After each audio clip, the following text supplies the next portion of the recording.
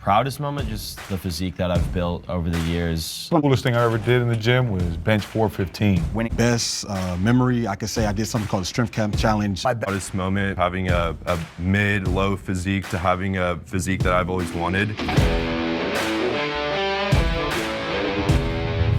Hey mi gente, it's Julian Steve.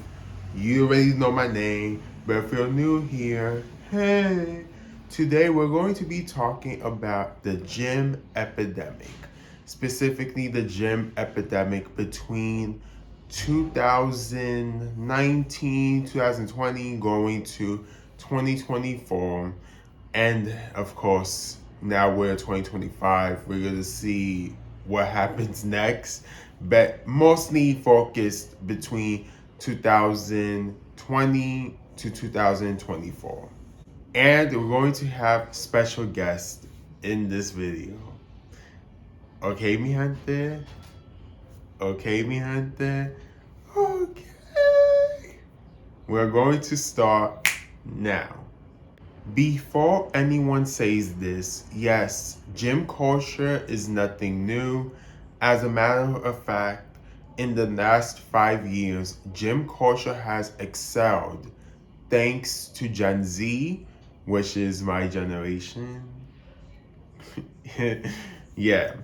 According to Jordan Bradley from the Fortune Well, ABC Fitness says insights revealed in the Quarter 1 Wellness Watch depict global trends, pulling data from 40 million members and 30,000 fitness businesses between January and March 2024 in over 100 countries.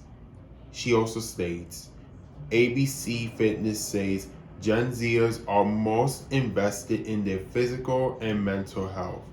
29% of new gym joiners are Gen Zers, and 38% of Gen Z respondents use traditional health clubs.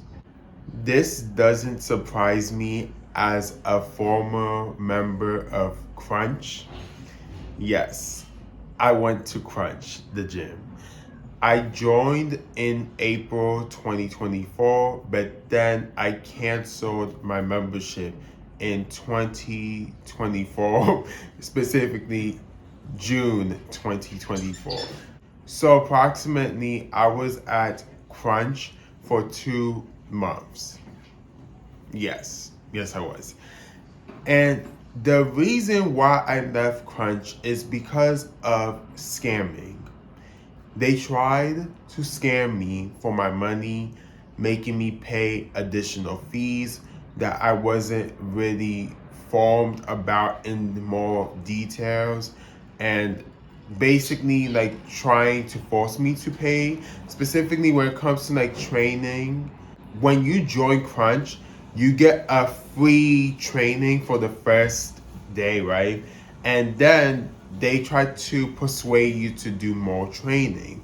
But instead, the Crunch I went to, which is the only one in the Bronx, they scammed me by telling me, hey, do you really like this type of training? I said, yes, it seems promising. Oh, okay. Well, this is going to be your training, and this is how much it's going to cost. They never specified, like, is it a weekly thing? Is it bi-weekly? Is it a monthly fee? No, they just told me it's only $40 to $50, right? Then I have to pay the gym membership, and my gym membership was about $29. But remember, I had to add in the gym fee itself for me to pay for the gym, so it could have, its facilities, charges, and all that other stuff. Hey, mi gente, this is Eddie me. So I forgot to mention about signature clubs at Crunch. Yes, they exist. Yes, it's a scam. Yes, they want to overcharge people. That way it's like exclusive, and it's for people who basically have the money to pay even more money to go to Crunch. And there is a monthly, there's like a day pass, like about $10, which I personally do not recommend. That's another reason why I do not recommend anyone to go to Crunch. The guy, he did not really have any empathy for me, which I'm kind of not surprised. And I know people do not like these stereotypes when it comes to the Bronx, but I need to say straight up. When it comes to people in the Bronx, specifically scammers, they tend to talk to you in a persuasive way to make you feel like they on your side, but they really not. And this man was definitely not on my side. And the man I'm talking about is the manager of Crunch, because there are 2 to 3 managers at that Crunch, and the manager beneath the other manager, he was the one who assisted me, and he was trying to like act like we were cool and stuff. Definitely do not recommend Crunch. I do want to say something else. I peeped that in the article they were specifically speaking on Q1 gym memberships, which is between January to March. So I will be a part of Q2 from joining the gym basically and being a part of Gen Z. Number one, when you attend the gym, what is the main age demographic? Yeah, so when I go to gyms, I typically see a mix of age groups and demographics, but it mostly skews towards the younger crowd, so maybe between ages like 20 to 35. So if I go to like a university gym or, campus or whatever, it's mostly just, younger people in their 20s. But sometimes you would see like staff workers working there. But if I go to like your Planet Fitness or your LA Fitness, you're going to see some senior citizens walking around sometimes. Yeah. All right, so well nowadays it's very like it varies. I remember like during or right before COVID, I used to like see people from 20 to, mid 30s and even 40s. But the main age demographic now is, I would say like 16 and even 60 because I have somebody I talked to at the gym. He's like, he's a retired bodybuilder. He's in his 60s, and if you see that man, you would think he's in his late 40s. It really varies. It's like a mix of young adult, working professionals or some middle-aged individuals. And also, what amazes me is like early mornings tend to like attract older adults, while evenings are like busier with younger gym goers. And I had the opportunity to meet like both because I used to go early in the morning, like 5 when they open. And because of my schedule now, I can only go like after work, late at night. Jordan Bailey also states, Gen Z is more amped to seek out personal trainers or coaches, 38%, than the general population, 29%. Though ABC Trainerize has seen a 78% increase in new personal training clients year over year. They also index higher in recreational sports and small group training. However, the majority of Gen Z respondents, 68%, opt to work out on their own. This also doesn't surprise me, as I did saw a couple of people having trainers at the Crunch locations that I visited, because I also visited Crunches in Brooklyn too, and there were people with a trainer, and like about half the time too. Like there were people, specifically when I say people, I'm talking about people that were like around my age range. They were with a trainer, and if they weren't with a trainer, they went to like a class to work out. So this doesn't surprise me about Gen Z tending to be more attentive to being invested into a trainer versus the general public. But I also seen younger people, aka Gen Z, working out by themselves. I was one of them when I had to, and or trying to make friends in the gym and work out with them if they able to. But yeah, we tend to be very, I guess, active when it comes to both solo workouts and working in groups.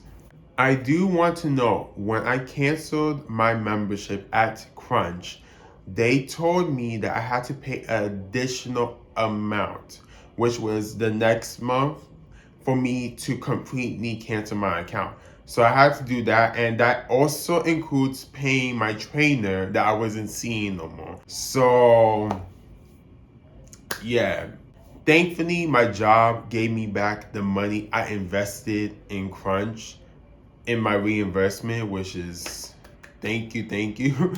But yeah, I definitely do not recommend Crunch.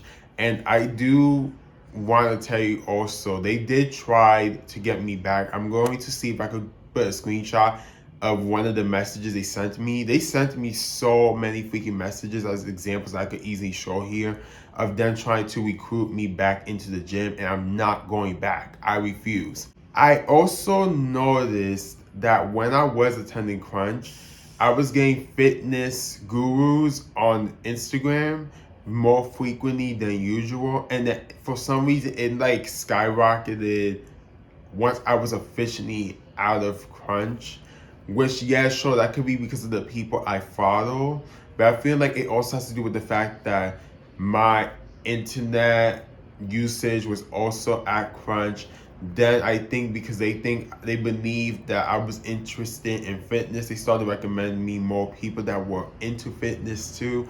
So I'm pretty sure that played a factor with how they were like trying to market to me and stuff like that, which I kind of know certain stuff because of my job. And yeah, but it's weird in my opinion. It's very weird. Number two, have you been scammed by a gym? If yes, explain more. I haven't been personally scammed by a gym, but I always make sure to read the fine print on any membership or contract. Just, that's just my personality. I try to Yeah, I need to be like be you. yeah. I try to do the best that I can to like avoid being locked in on some weird clause. I know that a lot of people have issues with Planet Fitness being the most famous one. Yeah. So I mean, you got that. It's And annoying to Crunch. get it You got to canceled. add Crunch in there. Crunch is horrible. Yeah, I haven't been scammed, but I know people who, they go to one Planet Fitness location, they sign up there under like I guess they have tiers or something like that, and they think that it's applicable everywhere. And I remember I was with a friend, we were using the free like they give us a 24-hour like free trial. Yeah. And he signed up. He was like, "Yeah, I'm all for signing up for Planet Fitness." And the guy told him, "Yeah, you don't need to worry about, getting the premium. I guess I have a different tier. You don't need to worry about that. You just get this and you can go everywhere." Come to find out that wasn't the case. We tried going to Planet Fitness in Philadelphia that didn't work out because we were initially where we went to it was a different city. So yeah, you got to read the Wow. fine print on any contract you sign. Especially if it's really long, then they're hiding some stuff there. If it's short, then that's it's whatever. But if it's like 15 pages, there's some weird lock-in fees. Yeah.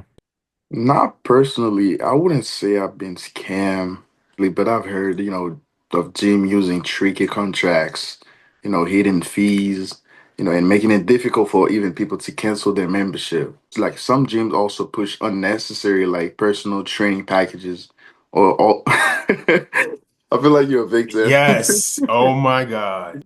My first gym, I used to go Planet Fitness. Oh. I would say like the first couple months. I didn't know we had to pay like a fee, an annual fee of 40. It was, I think it was $43 at the time, and I didn't know about that. I didn't even know if it was in the contract. Well, I don't really read contracts like that. When they tell you to agree, check the whatever the box, and to agree, we just do it. We don't read contracts. Oh my God. But so I was victim of that. I was victim of that. I'm not blaming them, but it's just because I didn't read the contract. I believe it was in the contract. But when they charged me like $43 at the time, I was like, where's that coming from? Then I went to the gym and then they told me it was an annual fee. But I was like, if I'm paying like per month, I'm paying monthly and y'all charging me for an annual fee. I think it was around like March, April. I don't know if it was a scam. I still don't know why they It charged was me a for it. scam. I wouldn't call it a scam. But yeah, that was, my first experience for, when it comes to hidden fees, I would say. McDonald's of gyms, Planet Fitness, has a rather progressive rule, which is no hoarding weights. The workout machines all have diagrams and instructions, and an alarm goes off if you slam the weights. What can I say? They're run-of-the-mill corporate crooks undercutting smaller niche gyms, which is a whole nother discussion about the industry built on the back of nutrition, vanity, and body superiority that would rival eugenics itself. But if you're looking for a great place to start. Number 3, further on in Jordan Bradeney's article, she talks about the gym being considered a third place. My question for you is if this has been your experience in the gym. Yeah, so in terms of the gym being like a sort of third place, I can definitely see that, especially for myself. It's not just a place where you come to exercise, but it also serves as a sort of, like social environment. And Yeah. for me, I've met so many people in the gym, especially when I was in university, in my university days. I've met a lot of friends there, still talk to them, many of them to this day. And it's a place of growth, right? If you're there, it can be hard just to come there to, work out in and of itself. But also, if you have a degree of social anxiety, I would say going to the gym would be like a stepping stone, right? Because over there, you see frequent faces. The more, the more you go. Yeah. So you build a sense of familiarity, and if you need help with a task, now you have an excuse to talk to somebody, right? Like, hey, can you spot me on this bench press? Or, hey, are you using these weights? And the more you interact with people, eventually you just start, shooting the breeze and having a casual conversation, and relationships form from that. Yeah. Yeah, I would say like that's all I do, man. In many ways, the gym felt like a third place for me. Yeah. A space outside of home. I have another hobby, which is playing soccer on Saturdays with my friends. But Wow. This is cool. I didn't know that. yeah, I mean, I but knew because I saw like your the soccer stuff that you put, but I oh yeah, didn't have an assumption like you was playing. I assumed that it was your friends because one, I think you already know. I don't know Creole, but I do know like a bit of it only because like certain words is kind of similar in Spanish. Spanish, yeah, But yeah, I don't know Creole though, so yeah, I don't really know exactly what's going on. And then sometimes like the translation on Instagram is wonky, so I'm I like know, I don't really I know what know, they're saying. I know. So yeah, but yeah, I this know. is cool. I didn't know that. I didn't know you play soccer. That's my cardio. I rather call it like cardio because I don't do cardio at the gym Yeah. for some reason. Oh, And I just go on Saturday, play for 2 hours, and then boom. That's my cardio of the week. Like I was saying, a space outside, outside of home, where I can, relax, socialize, focus on self-improvement. It first of all like it gives you like a sense of community, like going to the gym. It's like over time, I've seen like familiar faces, exchange workout tips, especially I like walking up to like a good looking like a good physique and say, yeah. yo, I like to compliment people with a good physique, and even make friends. It creates like a supportive environment where we can encourage each other. After a long day at work, I could like disconnect, put my phone away. Well, not literally, but I'll be listening to music at the gym, and focus solely and on my well-being. That's all I can think about when I think of third place. While Bill Davis, CEO of ABC Fitness, has said that gym goers increased globally by 90%, keep in mind this is based on pre-pandemic levels. Now, I want to discuss the COVID-19 epidemic and its change in fitness. First off, more people, myself included, started to work out at home or did extracurricular activities outside of the house. Of course, safely. The website Mirrors Delivered made an interesting point of the changes in working out during the pandemic. I want to read this specific part of the article. The article states, increased activity, a 78% increase in Google searches for home workouts occurred during the first quarter of 2020. This doesn't surprise me. Like I said earlier, I was working out during the pandemic and I had to work out mostly in my apartment. And it was definitely an adjustment, but I was able to pull through thanks to workout YouTubers. One of them being Buddy Juice, which, by the way, he still does workouts to this day, and I believe he has built like a empire kind of. I know he's not. I mean, he's big to me because he has a lot of subscribers, but I know he's not bigger like his white counterparts and even some other people of color counterparts, but he's doing his thing and he's really big right now. I still occasionally use his videos as a reference too, like especially when I was at Crunch and when I tried to work out at home, but I had to stop due to my living circumstances with these specific people beneath me. But if you know, you know. Number 4, during the pandemic, how did you work out? What was your strategy? Yeah, so I during the pandemic, there was this thing called the push-up challenge or something. And I did And that. yeah, you know what that is. Yes. Hey, you got to tag somebody and they got to do like 10 push-ups or something like that, or they have to beat the number of push-ups you do. And I've always been like a fitness-minded person. Like growing up, I played soccer. I ran track when I was in high school, and I also played soccer in high school. So when I was tagged to it, someone was like, "Yeah, it's your turn," and then they did 10, so I ended up doing like 40 in perfect form. Oh wow. And it's whatever, but Okay, I so you're did that. competitive. Okay, Yeah, yeah. okay. I have a sense of I'm not toxically competitive, but Oh I have a yeah. sense of that's when I got started. I bought these like resistant bands that I wanted Yeah. to use. That's a good start, but you have to be careful because if you're not used to them, you can pull a muscle and you can cause a lot of issues. So we didn't get out of the pandemic. The pandemic Oh, happened, definitely not. and then we were formally back in my junior year. And then during that time, I was attending Rutgers University in New Brunswick. I actually met a friend from our university group chat. He was like, "Hey, anyone want to go to the gym?" And that's actually goes to the previous question, I believe, right? With third space places. Yes. Yeah, I started working out formally there. I worked out every day.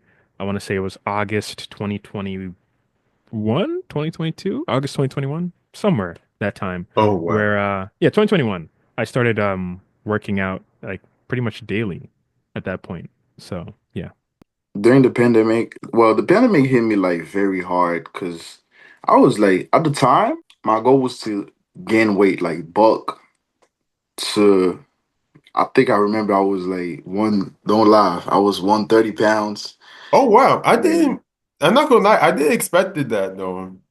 um, I wanted to get 20 more pounds by, let's say, in a period, like in a time frame of like 6 months. Boom, the pandemic hit mid 2020. I had to switch to, home workout, using body weight exercises.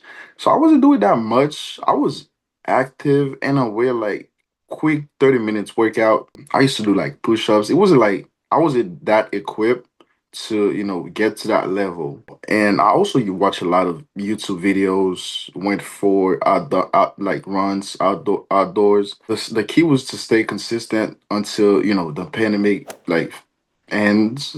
So I could go back to the gym. I'm grateful for what I already have, but of course, you want to see improvement. It's normal. Everyone does. But I do know, like what you said, like there comes with that judgment. Like sometimes us men, we judge each other too much. I'm not gonna lie, we do. Body We shaming. Yes, body shame, exactly. We do body shame a lot. That's why I understood your skepticism to tell me, but trust me, I'm not like that. But yeah, it's always like you always want more. And one thing about the gym, I mentioned body shaming, is like you always want more. I don't know if it's a good or bad thing. It depends. I witnessed myself going from 130 to 175 and even 180.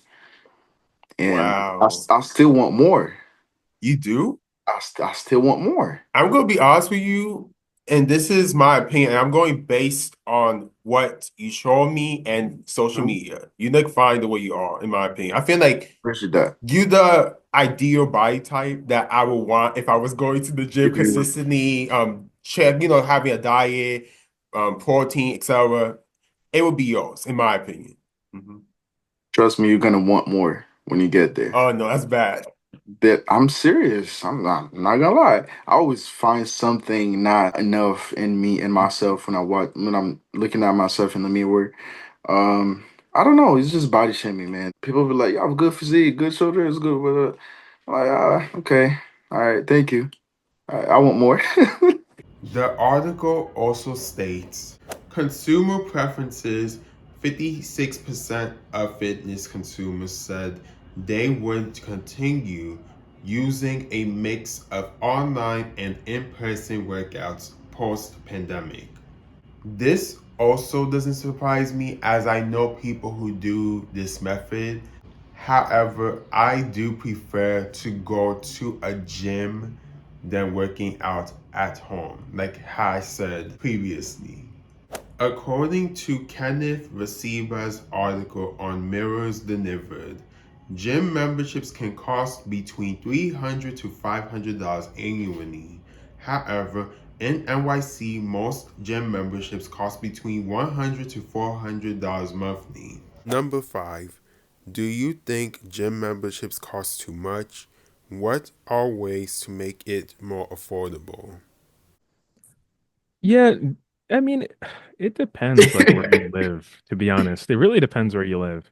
Um, because if you're in like a city, right, Me, those yeah, those gym memberships can be very costly. yeah. Because you're dealing with a factor of real estate. You know, the spaces sometimes are pretty small, or they have to do these like vertical integrations where you take elevators to go to different levels. And just from that standpoint, it's, the people that are renting out that space, they have to make their money. So they're going to, pass some of that charge onto you as the member. So it's really circumstantial depending on where you live. Hey, mi gente, this is a Eddie me. So I mistakenly forgot to mention question 5 to Joseph. So because of that, we went straight to question 6. So what I'm going to do to make that up for you all is I'm going to include like a section of where we kind of talked about money in this section when it comes to the gym, like my story. My bad. I wouldn't call it a scam. But yeah, that was, my first experience for when it comes to hidden fees, I would say. Yeah, I definitely have that experience too because I was scammed by Crunch. I used to go to Crunch, Fun. and basically like when you talk about the workout fees and try to get a trainer, they tried to do that with me the first day I went, and then they basically swindled me to get into the contract. Basically, I had to pay about um $42 for the trainer, and it's bi-weekly. So basically it was gonna be Uh, $84. Yeah. I And never. then keep in mind I'm already paying $29 from the membership plus I pay an additional fee. I think I paid an extra like 50 or something like that. What? I spent a lot of money, yeah. And Nah, then and mind you, this was after the fact. That was rip after off, I exactly. rip off, Yeah. rip off, rip off. Yeah, they really scammed me. That's why I quit in less than a month. But the thing was, I had to stay because they Mhm. wanted me to pay the next month. And that means I had to also pay my trainer that I missed. And mind you, they told me that I didn't need to do that. Basically, that they was going to make sure that whatever I like cancel, they Mhm. going to automatically give me my money back because there Okay. was supposed to give money back policy, but that was bullshit. They scammed me. They told me no, you just gotta pay an additional month fee, and then Mhm. you could continue going to Crunch until your membership is over in June. That's why I was keep going to Crunch until June. Yeah, the final, I guess until June 10th because Okay. my membership ended on June 11th. But yeah, Oh, that's basically what happened to me. That's why you don't see me going to the gym right now. so you haven't been to the gym since then? Exactly. Yeah. You Yeah. gotta get back, brother. I You have. know. I do want to note that 24 Hour Fitness and Brink both filed for bankruptcy. 24 Hour Business did first in 2020, then Brink followed in 2024. 24 Hour Fitness is still closing stores, but very slowly. However, Brink Fitness got a sale from UK-based company Pure Gym for $121 million. Both gyms blamed the pandemic having a significant impact on their bankruptcies. I personally do not feel bad for these multi-million-dollar gyms or even billion-dollar gyms. However, I do understand how an impact like this may affect communities who happen to rely on these types of gyms. And we do have to also admit there are certain people who own gyms that are not entirely bad, and that's specifically the small gym owners. Of course, some of them can be predatory too when it comes to like the spending and how much they charge their clients, which is another topic for another day. But I do believe that if it's a big corporation, they easily can bounce back. As I've stated, Brink bounced back pretty much. They still figuring things out because I believe they have to sell another part of Brink to be stable.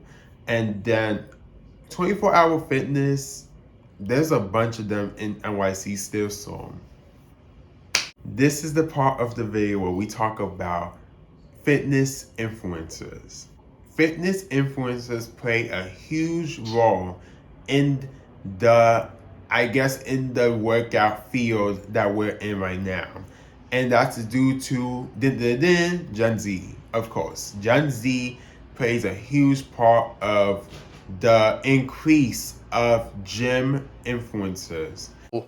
That says a lot about the audience on TikTok. I think it's just a younger demographic. Maybe people who are just getting into lifting, as I said, so they don't know what's really achievable naturally. So, which actually, now that I think about it, I know I've been seeing this lately on the news, but body dysmorphia in men is on the rise. And I could only imagine how bad body dysmorphia is going to be in the next few years. If there's young, impressionable kids looking at my physique and telling me it looks like I've been training for 6 months, these guys are in for a shock, man. We are the intended audience for these gym influencers because now a lot of Gen Zers go to the gym. Unlike celebrities or politicians, influencers tend to be more relatable. And due to that relatability, they trap us consumers. Of course, there's a couple of people that do not get easily trapped, but for the most part, we tend to get trapped. I'm not going to say I did because I went to the gym voluntarily because I really wanted to go and I actually was able to afford it. But I do know certain people that do get influenced by influencers. Now, when it comes to my algorithm on Instagram, it's a shit show, specifically on my Explorer feed. I'm saying this as a person who does not follow any fitness influencers, unless if my friends post about their fitness journeys, their workout journeys. I'm not really tracking any celebrity who's working out, basically. But for some reason, Instagram, like I talked about earlier in the video, they recommend me a lot of gym influencers, specifically black gym influencers, because I'm a black man. It's obvious they know I'm a black man. Yeah, sure, it could be also because the people I follow, but it's not that. I'm gonna be honest with you guys. I know for a fact it has to do with me being a black man, me being in my 20s, me being around the same age as certain gym influencers, because I also noticed that most of these gym influencers, they either around my age range up to like millennials. And then you know what's even more funny too is that One of them, which is Victoria Monet's baby daddy, he is an influencer. I would say he's a semi celebrity too, because the proximity between him and Victoria Monet.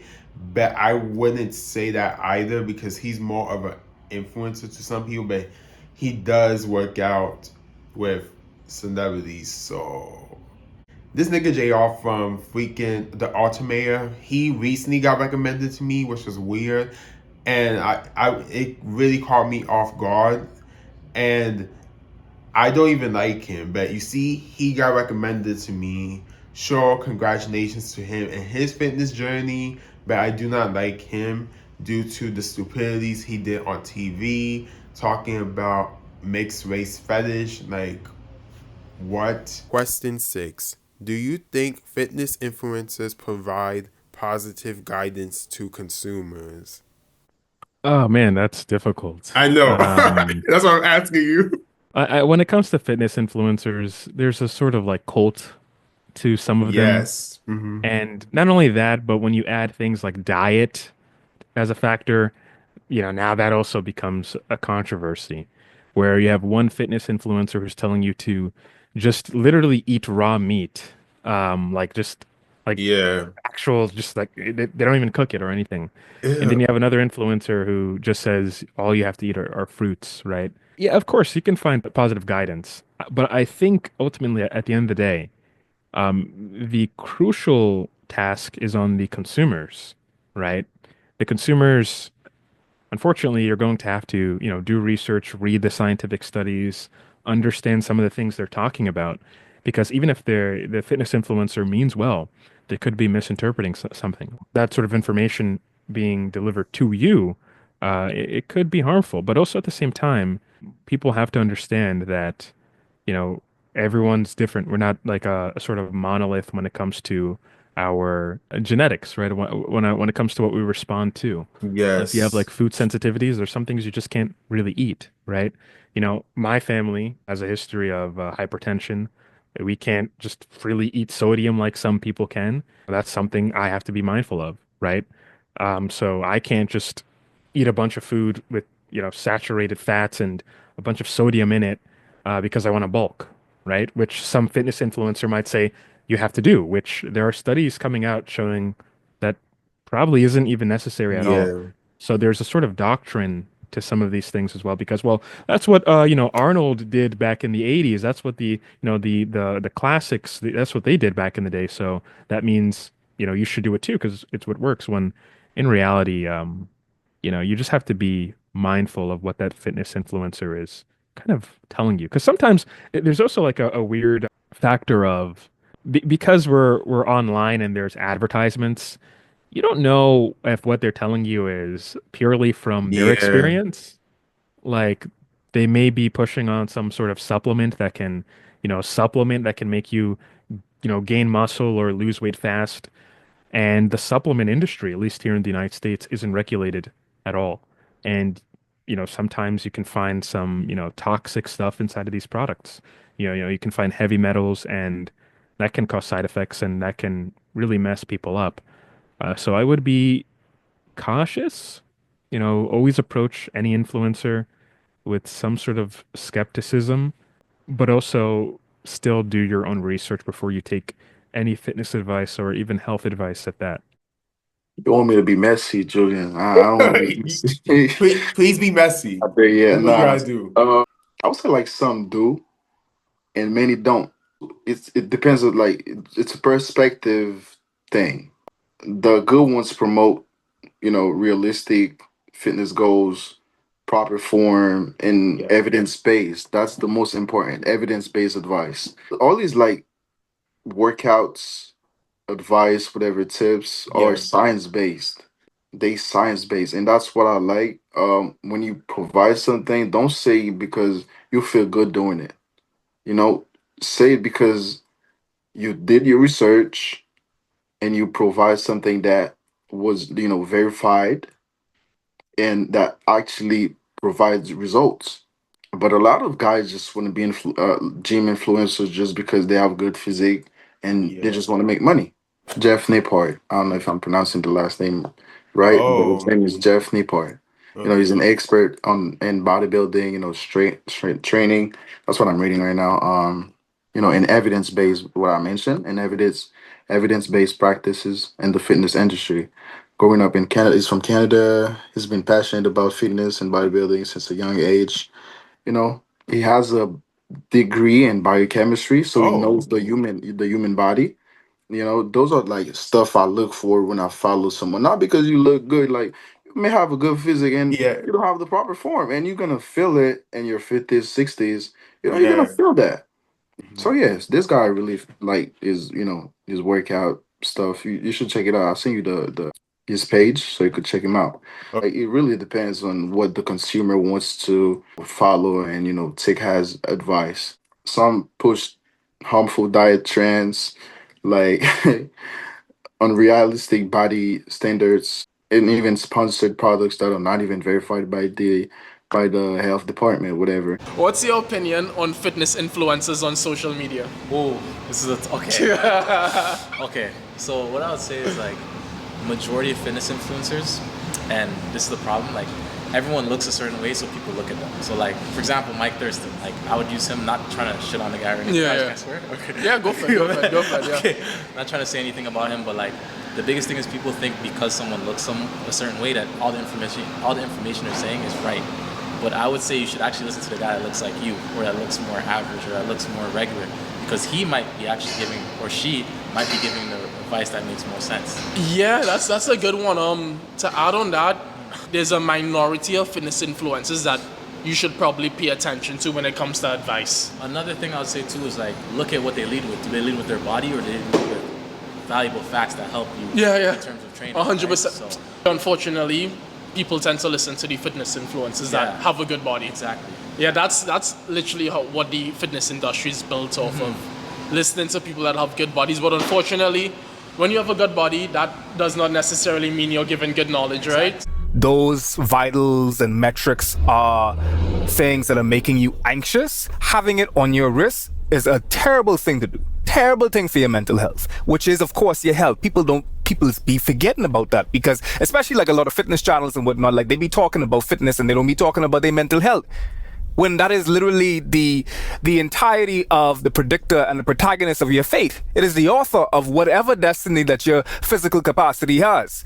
If your mental health ain't good, your physical health ain't gonna be good neither. I might as well tell you. Even if you look good, your physical health is don't always be good. Yes, Lord. And that brings us into body dysmorphia. That is the best way that I could transition to a discussion on masculine body dysmorphia. Because let me tell you something. Man, them been looking really good. We've been taking care of ourselves physically, as far as just like working out and getting our diets together and everything like that. I'm proud of you all. Proud of the mask and man that have been taking care of themselves. Now that being said, are you taking care of yourself, or are you just taking care of how you look? However, I do believe that certain fitness influencers, I guess, like helped out guide people to working out. Probably a couple of the people I've mentioned as examples that popped up on my algorithm. However, that is not my case.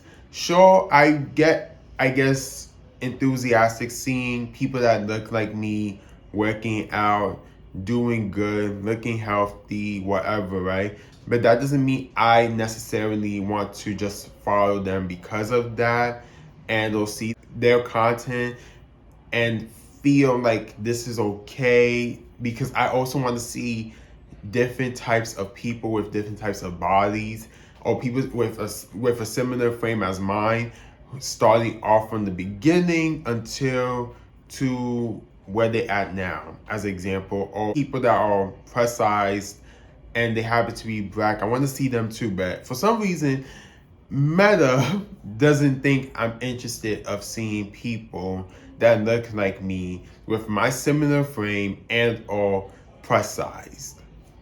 So Jubilee did a very interesting yet controversial video on steroids versus natural bodies, and basically in this video interview, whatever you want to call it. They had a panel with men who use steroids versus men who are natural, right?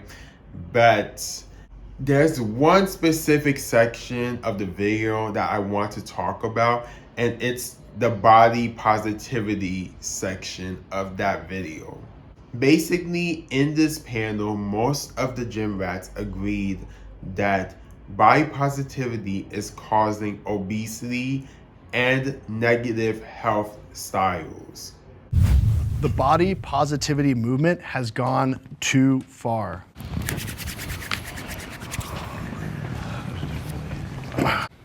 Like, the unhealthiness shouldn't be something that you are proud of. So what's the number one comorbidity? Obesity. We should not celebrate fatness. We should shun fat people. We should help them lose weight. We should not glorify things that are going to kill people. That's right. I talk on my social media platforms. I've been fat. I was fat for like 20 years of my life, and I've been fit. Fit is better every single time, no matter what. Is that necessarily fatness, though? Yes. It became it. Everything. Yes. It became just, Yeah, I've never that's even the truth. been in that realm of body positivity. This obese lady on Cosmo, and it said, "This is the new fit." And the chick was just built like Patrick from SpongeBob, right? Just sloppy fat. According to Kendra Cherry from Very Well states, body positivity is rooted in the fat acceptance movement of the late 1960s. The focus of this movement was on ending the culture of fat shaming and discrimination against people based on their size or body weight. The National Association to Advance Fat Acceptance was established in 1969 and continues to work to change how people talk about weight. She continues, in the mid-1990s, the term body positive emerged when a psychotherapist and an individual formerly treated for an eating disorder founded the website thebodypositive.org. This site offers resources and educational materials designed to help people feel good about their bodies by taking the focus off of losing weight through unhealthy diet and exercise efforts. First off, the gym rats who do not agree on the term body positive most likely do not know what is body positive. I would say, who cares what they have to say, but when you speak a certain way, and especially to younger people, which most likely the people watching this video are around my age range to maybe younger, and even millennials, we like the main, I guess, demographics on social media and stuff like that. It's going to put in unattainable ideas of working out and about health, at least from what I saw and heard from these men who disagreed on the movement. Then we have to add the fact that the men who disagreed and happened to use steroids should be the last people talking. You're using steroids. You shouldn't be talking about anybody's weight. Question 7. During this panel on Jubilee, the fitness influencers discussed body positivity. Most of the panelists were against the movement. My question for you is, do you believe that the body positivity movement is promoting unhealthy habits? I think this whole body positivity movement and the negativity towards it is very politicized. Yep. To an extreme, extent. And I saw that Jubilee clip actually a couple months ago. Oh, wow. Or maybe similar, like they do all those panels, and eventually they all deal with the same topics, and then other channels copy them. But I've seen. I've engaged with this sort of subject before. It's nowhere productive to criticize someone and shame them and make them feel like they don't belong in a place. Like, I see people recording people in the gym who may be new or who may be, overweight. If you have a problem, first off, if you have a problem with them being overweight, why are you doing things to them to like exclude them from that sort of space where they want to, sort of address a particular, lifestyle habit. I think that's just hypocritical. And I think the body positivity or the negative criticisms of the body positivity movement, it's always tailored towards people who are overweight. But what about the people who are blasting steroids and taking, all this crazy supplements like some of these influencers in that video? Thank you. That guy, he's like, yeah, it's all about these kids are getting triggered and stuff like that. But it's like, dude, you abuse steroids, and Thank you. your arteries are probably just as clogged, if not even worse. Um, you think because you lift a weight you're healthier because you have bigger muscles. It's like this weird thing that people are playing in their head, like because you have huge muscles, you're supposed to be healthier. No, that's not always the case, especially when you abuse steroids. Like, who are you to criticize anyone? You have someone in the gym who abuses anabolic steroids, who is criticizing someone who's overweight. You're just as susceptible to criticism. So just back off a bit. Sure, there are some tabloid magazines that say like you're healthy at any size, but I think it's mostly a sense of provocation, not because they really mean it. Like you're trying to provoke a discussion. So I think some of these like magazines and op-ed editorials, they're just trying to provoke a discussion so we can actually talk about health. And it's so easy to criticize someone. Oh, like they were talking about Ozempic. These people are lazy. Look at them. They're taking injections to lose weight. Okay, like what? Do you not want them to lose weight? Like, what is the real issue here? Are you concerned that they're lazy? I mean, you're taking steroids to gain more muscle quickly. Like, why isn't the criticism there? And some of those steroids are crazy. They haven't even been tested at all, like on humans, except for the people that actually use it on themselves. So I think it's just there's a misinterpretation of what the body positivity movement is. If somebody wants to feel comfortable for themselves, we should be encouraging healthy aspects of it. We shouldn't be criticizing them. And then another point that I have an issue with, like the models, like people have an issue with models. Like, oh, this model's overweight. Why are they overweight? Why are they showing overweight models? Okay, so do you not want people to know like how their clothes would fit them? Do you not think they should be able to like have a body figure that looks like them so they can actually go to like places to buy clothes? Like I don't think we should be putting too much pressure on these people if we want to help people. Likewise, we shouldn't be, the dude that I bet some of those I'm not going to make any claims about people in that panel, but I'm sure people that abuse steroids suffer from similar issues from similar to people that are, who use food as a coping mechanism. So the criticism can go both ways, is what I'm trying to say. It's weird how you have this sort of brolic, like, these masculine figures who are like, oh yeah, don't be overweight, don't be fat. Look at me, I have muscles. And then you find out that they're just they're not even healthy themselves. Yet they just say all this nonsense. I'm kind of like in the middle, because the best approach to me is body neutrality. I mean, it's recognizing your worth, that your worth is not tied with your to your appearance, but also understanding that caring for your body is important. That's self-love. Body positivity is basically self-love. It depends. It depends on how it's approached.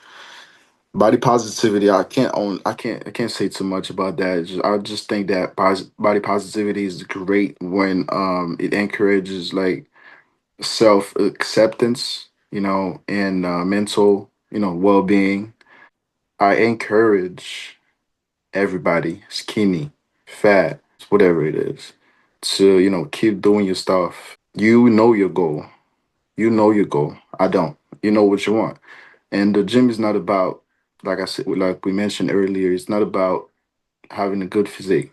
It comes down to the mental well-being as well. Do you think gym culture prioritizes aesthetics over health? Most definitely. Yeah. Most definitely.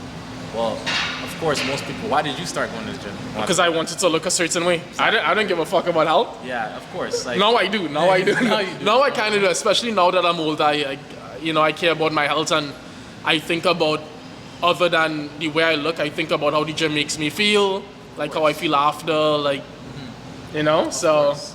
I think obviously, yes, more people prioritize aesthetics, but aesthetics are very important. I'm not gonna be here to say like, oh, health over everything. Yeah. It's still important that you feel good about the way that you look, but health is very much important too as well. Yeah. Also, most of us, I feel like me, myself being young, I'm gonna obviously prioritize aesthetics over health. Yeah. But in the long term, it makes such a big difference. Yeah. Right? Hey man, you're a marathon runner now.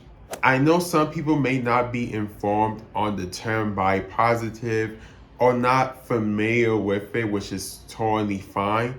But I do believe if you're going to speak on a term you do not know about, you should do more research about the term and not just go based on what you see on social media and or go based on the negative parts of body positive, even though to me it's not negative until it does get really negative.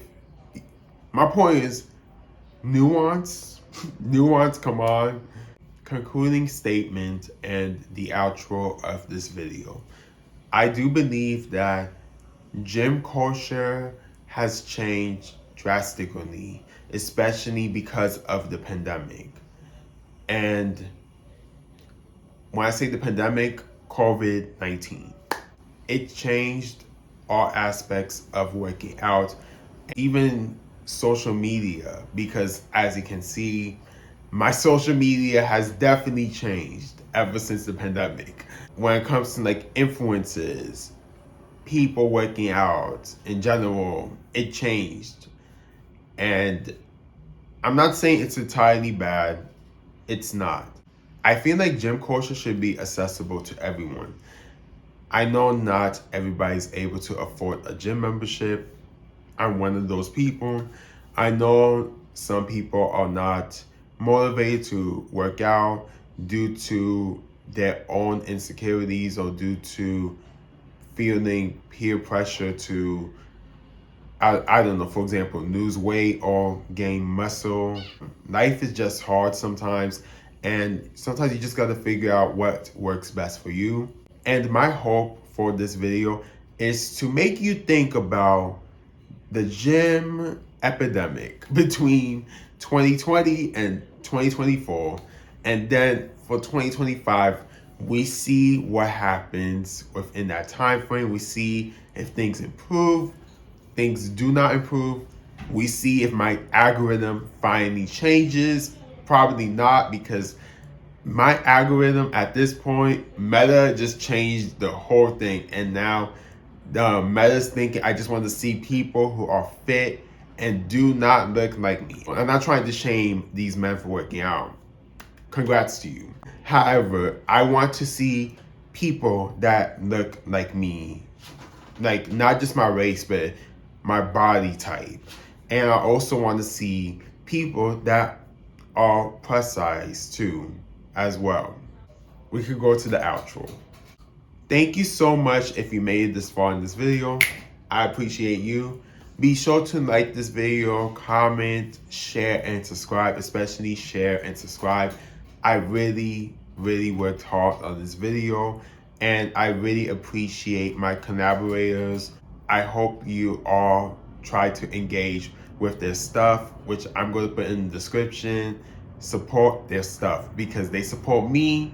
You can support them. Yes, you can. Hey, mi gente. Editing me. Ironic. Yeah, I know. So, I just want to say thank you to everyone I collaborated with for this video. And thank you for everyone who made it this far in the video. Of course, I kind of mentioned that already in the outro. But I just want to reiterate what I'm saying, because I really went through a lot just to get this video out. It's been almost 3 weeks, if not maybe it's about to be 3 weeks. We see to release this, because people that I reached out to, they either ghosted me, didn't respond back, or in this case, never responded, period. I'm not the center of attention, but once you say you're going to do something, I expect you to do it and be a man about it. So I would expect more. And black people, I mean black men. Because honestly, I do not go through these things when it comes to women. But for some reason, when it comes to men, like collaborating with men, most of the time, they give me a really hard time. And I wasn't going to mention this, but I want to give a bit of more context before people assume that I just wasn't cooperating or trying to release the video on time. Once again, thank you to my collaborators. I truly appreciate you all, especially people who genuinely see that I care about my content and I care about my money. So truly appreciate you all. Thank you. Okay, mi gente. Okay, mi gente. Okay. Thank you and Peace out, mi gente. All right, peace, mi gentes. peace, mi gente.